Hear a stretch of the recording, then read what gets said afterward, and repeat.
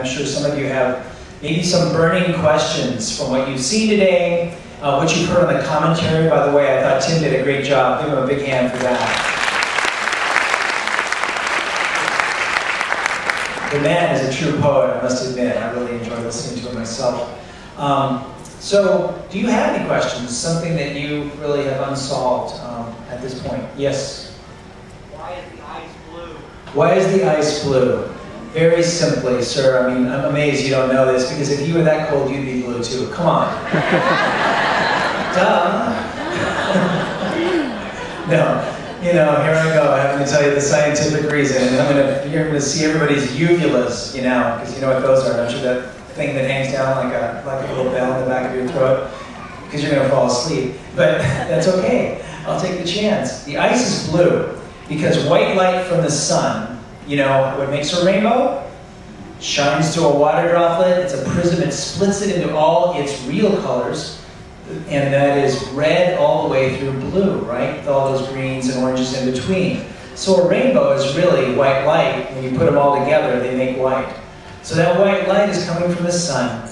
And it enters an ice, which is not very much like ice in your freezer.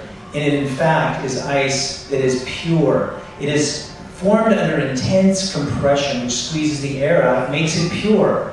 Well, in that way, what it does is an amazing thing. The white light comes in with all those colors of the rainbow, and it slows down and traps the lower frequency part of the rainbow, which are the reds, oranges, and greens. Therefore, the higher frequency, higher energy, shorter wavelength, blue, penetrates to a greater percentage, and that's what we see. Yeah? That and the food coloring the Park Service puts on the glaciers. Just does the job. It's a 1-2 punch. Are the real bright blue and bright red, is that what you just said? Is that a food coloring? Or? Bright blue and bright red? Yeah, there were chunks in You're buying the food coloring thing? Is that what you're saying? Just raise your hands. No. I saw pieces of ice in the water that were very bright blue, stripes in them. Looked like somebody had painted them, and there were some that had red. I love that. Yes, there are some with bright red and bright blue, and that's because the hulls of boats can be bright red and bright blue, and they're banging around on those icebergs sometimes, at this time of year especially, because there are so many icebergs. It's really hard to not hit some of them. Yeah, the problem is if you see a sort of a bright blue or bright red ship underneath the iceberg sinking, you know, it's been really bad. Other than that, I would say if you do see bright red icebergs, there is a small possibility that that could be seal afterbirth, and seals are having babies on icebergs right now. So this is an amazing time of year, the spring, and seals are having babies, and sometimes you'll see that. You'll see that platform. At the water line. Yeah, so that tells me that's a ship hull or a boat hull. It just welled up right next to the ship. Okay. Wow, maybe we did it. In fact, if I could see you later, I could, no, not one of those kind of rangers. Okay, any other questions? Yes, sir. Is there a limit to the number of boats? Is there a limit to the number of boats? Yes. And we determine that the rangers that get on board, if your food isn't up to snuff, we just say, don't let them in next time. No. No, that's not true. It's really, it's actually has to do with the crowding in the bay. We don't want to affect the visitor experience by putting too many boats and ships, of course. So we allow, let me see, 3 tour boats, which is a small boat, 6 charter boats, and I think just 2 cruise ships maximum every day. So you're one of the 2 lucky ones today. Okay, yes ma'am. Yep.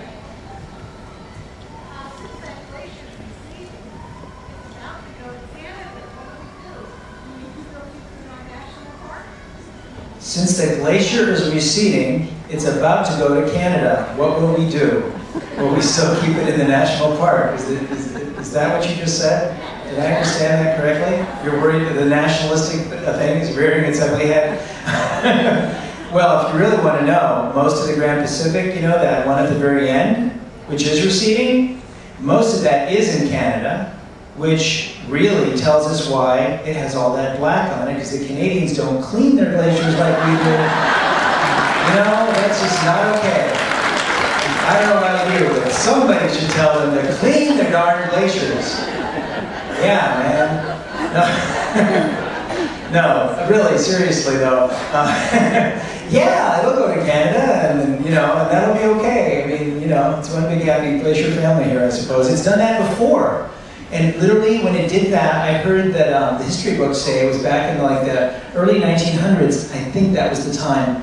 And they said, wow, we've got a port now to the ocean on this side. This is great. So they were drumming up, money for a road, and they had built the road partially when the doggone glacier came back into the United States. It really bummed a lot of entrepreneurial Canadians out when that happened. I mean, out when that happened, it really did. I'm really going to get in trouble here, because I know there are Canadian people in this audience, and they're getting their spitwads ready. Okay, anyone else? Yes, sir. Yes, where is the park headquarters located for this area? Park headquarters is at the entrance to the bay. So when you cruise by, hopefully you were sleeping soundly at about 6 a.m. We cruised up with our bloodshot eyes, and we actually climbed a ladder to be on your ship. And we came from a place called Bartlett Cove, which has a park administration office. People that work there in many different ways. Researchers, resource managers, educators, that kind of thing. There's over 100 people that work there. Yeah, so I came from... The Visitor Center also located there? The Visitor Center is also located there, that's right. Yeah, with the lodge. So come see Gustavus sometime. It's a nice town. They say it's a really small town, and you can tell that because it's got two roads. One's called the road, the other's called the other road. Yes, ma'am. How cold is the water? It's really cold. I mean, it can be down to, by the glaciers, you can get just above freezing, literally 33 degrees, 34 degrees. So that's a really cold situation. And then it warms up as you get down further toward the open ocean, which is generally around 40 to 45 around here. Yes, sir.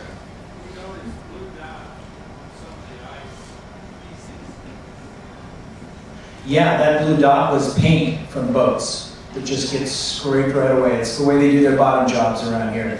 It's really, decreases their overhead or underhead.